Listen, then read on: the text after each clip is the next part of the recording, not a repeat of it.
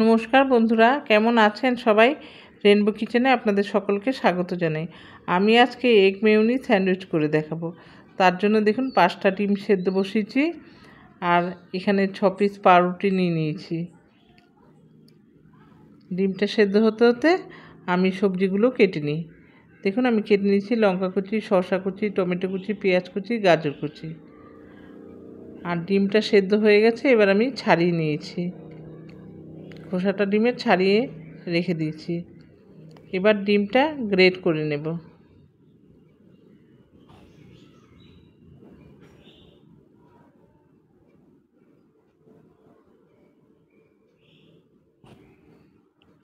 আমার রেসিপিটি যদি আপনাদের ভালো লাগে তাহলে লাইক, কমেন্ট, শেয়ার করবেন। আর নতুন বন্ধুদের বলছি প্লিজ সাবস্ক্রাইব করে আমার পাশে থাকবেন।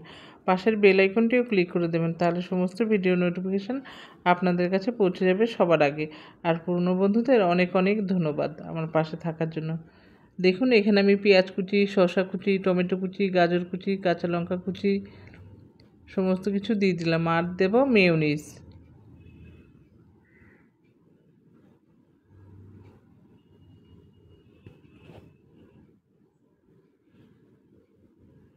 এটা ব্রেকফাস্ট কিংবা টিফিনে দারুণ একটা রেসিপি।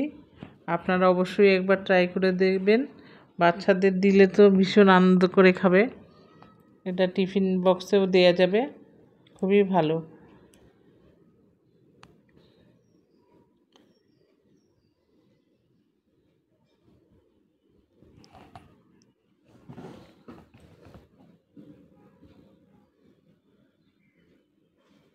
এবার দিয়ে দিলাম গোলমরিচ গুঁড়ো আর স্বাদ মতো লবণ।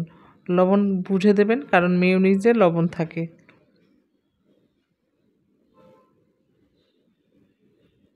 এবার সমস্ত কিছু আমি একসাথে মিশিয়ে নেব।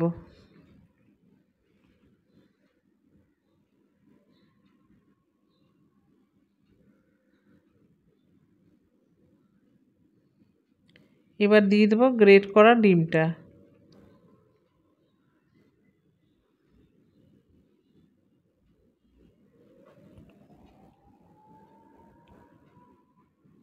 ডিমটা দিয়েও ভালো করে মিশিয়ে নেব।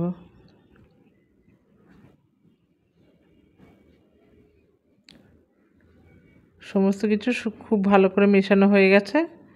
এবার 2 পিস পাউরুটি নিয়েছি আগে। পাউরুটির ওপর এই মিশ্রণটা ছড়িয়ে দেব।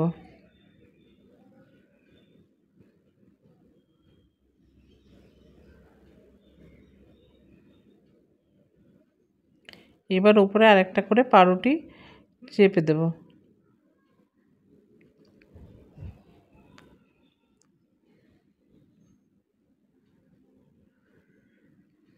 এবার একটা ফ্রাই প্যান বা চাটু বসিয়েছি, তার মধ্যে দিয়ে দিলাম বাটার।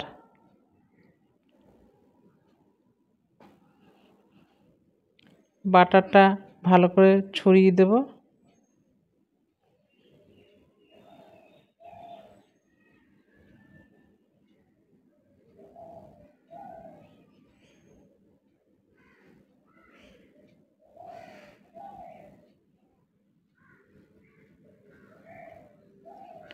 চারিদিকে বাটারটা ছড়িয়ে দিয়েছি। এবার আমি পাউরুটির স্যান্ডউইচগুলো ওপরে দিয়ে দেব। এপাশ ওপাশ একটু উল্টে পাল্টে সেঁকে নেব।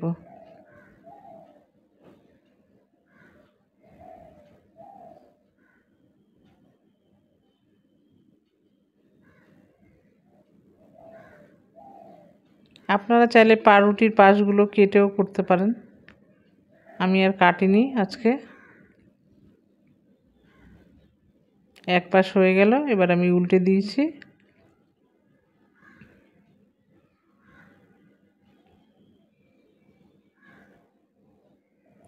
একটু চেপে চেপে দিচ্ছি।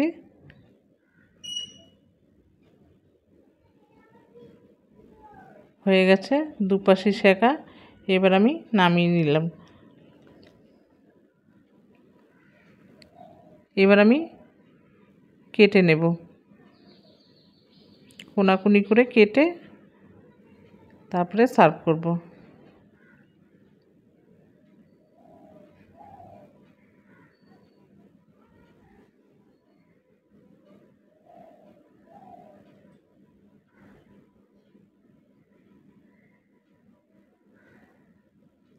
দেখুন আমি কেটে নিয়েছি।